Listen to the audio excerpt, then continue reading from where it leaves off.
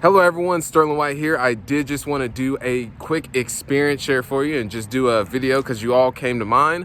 One thing I do want to mention, just want to send some positivity your way with all that's going on. So hope that you and your families are being safe. In addition to that, that we're all in this together. And I know at the end of the day, we will all make it through this to be better on the other side of things. So through this experience share, one thing is, I know I look like a hipster with this hat on, but it's just a little bit windy here in Indianapolis. Also comment below where you are from too. And I have a bald head, so have to keep it warm. So if you are just now coming across me, the name is Sterling White, buy and hold investor, born and raised in Indianapolis, not so good parts of the city.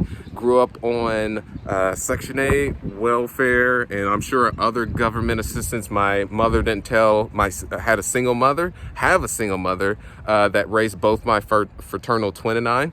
And so just anything above and beyond just the standard living, I had to figure out a way to earn money in a legal sense. And that's where the whole entrepreneurship came into existence. First product was Kool-Aid, second was Pokemon cards. And then transition, how I got started in the real estate field this was 2009 as a laborer, and fell in love with the industry. Not so much on the construction side, and ended up bought my first deal, 23 years old, single family house, because I wanted to shift more to the investing, and then scaled up to 150 single families, and then made the complete shift to multifamily. And first deal was actually a 46 unit, and then after that it was a 50 unit, then an 80 unit, and then so on and so forth. So portfolio is just under 400 units at this present time, and valuation is just under $20 million.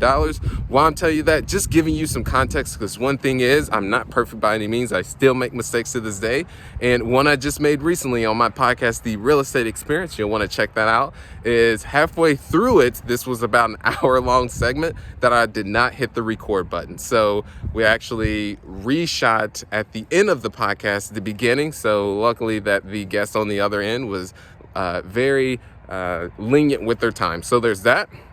And so one thing I want to get through on this in terms of experience share is the follow-up. This has been an absolute game changer for myself. And so there's approaches that I take is brokers on market send deals. And then also I go direct to owners as well to be able to buy property. Actually, this one was direct to owner.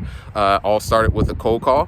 And what I really want to allude, and this is one quote, is creativity follows commitment. That's not my quote by any means. And that's one I learned. So when you are following up, it's about being creative, because if you keep steadily following up with the same message, that person on the other end will, one, say, do not call me again, or do not try and get in touch with me, because there's different channels that you can use to follow up with someone, whether that's text, social media, phone call, direct mail. And so one follow-up, just doing an experience share with you, is I will actually do a selfie video similar to this, where I'm actually in front of the person's property, where I'll follow up and say, hey Jim, just happened to be at your property, love how you're taking care of it, get in touch with don't hesitate to reach out to me if you happen to have any questions. P.S. I'm your buyer for this deal. So those are the types of follow-ups. Another one that I just recently one that I formerly use is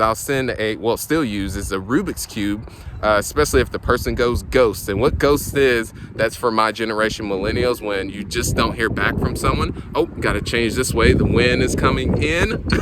And I know the sun is actually behind me, so I'm going to swing over this way. So, you guys see it with the sun? Yeah, that a better view or better lighting is that with the Rubik's Cube, I'll send that direct mail with a small note that says, hey, let's figure this out. And a quick story with that is actually follow up right after that and say, hey, his name was Eugene, actually, of this multifamily property. And I say, were you able to solve that Rubik's Cube? He's like, my wife cannot figure this dang thing out. So you just think about the psychology when his wife is on the Rubik's Cube trying to figure that out. He's thinking of the guy, me, Sterling, who sent the Rubik's Cube. So the thing is with the follow-up is someone, when you first get in touch with them, whether that is for your product or service, or they just may not be interested on the acquisition side by following up, is anything can change. They may not be interested then and there, but some circumstances could cause them to be motivated or want to sell.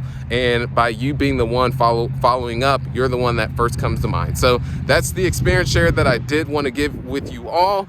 And keep safe out there. I just want to keep doing these videos for you, doing experience share in hopes that you're able to get value and be an awesome human being.